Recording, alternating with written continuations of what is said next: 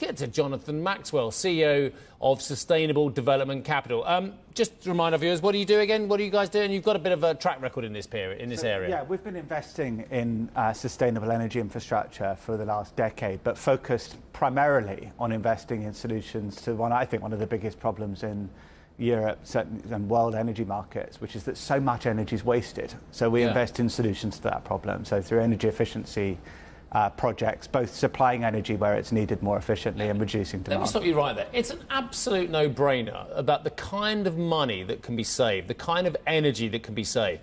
And I've said this a dozen times on air. There he was in 2009, shivering in Denmark at the COP15, weren't you? And I was at COP21, I was at COP26, but he was there. And I remember you specifically having this conversation about so much money can be saved and so much energy can be saved from conservation, from building efficiency, from energy efficiency. Why is that message? Is it not sexy enough? Is it just not because it's not about electrolyzers? What's the problem? We've built centralized energy networks in Europe, North America, and around the world. And the biggest supplier, as we know, into that system at the moment is natural gas. You've been speaking about it for the last hour, oil and gas markets.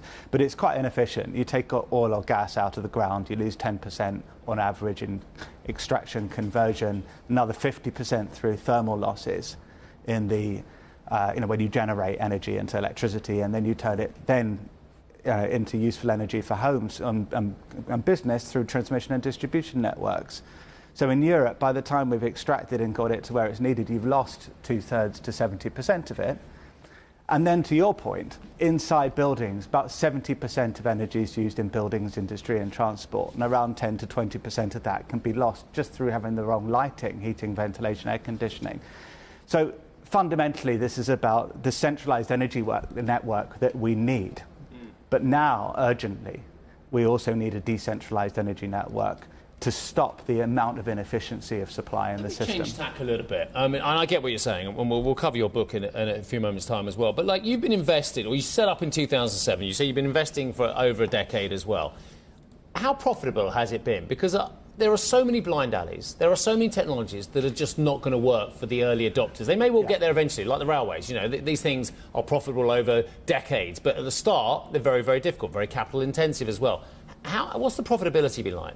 So right now, it's possible to generate energy on site rather than getting it from the grid. It's possible to generate on site through a range of technologies, cogeneration, solar storage, ground and air source heat, and so on. And that's actually lower cost to get the energy from on-site generation than it is from the grid. So there is an inbuilt profitability both for decentralized suppliers and for end users. So there is a profitable business.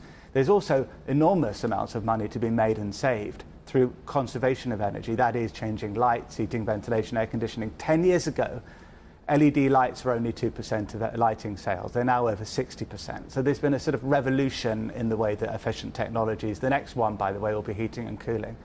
So it is a profitable business. We at SDCL have built over £2 billion worth of investments and commitments to energy efficiency projects. They're profitable. We've got a company listed here on the London Stock Exchange called the SDCL Energy Efficiency Income Trust that we manage. And that's now a FTSE 250 company. Good.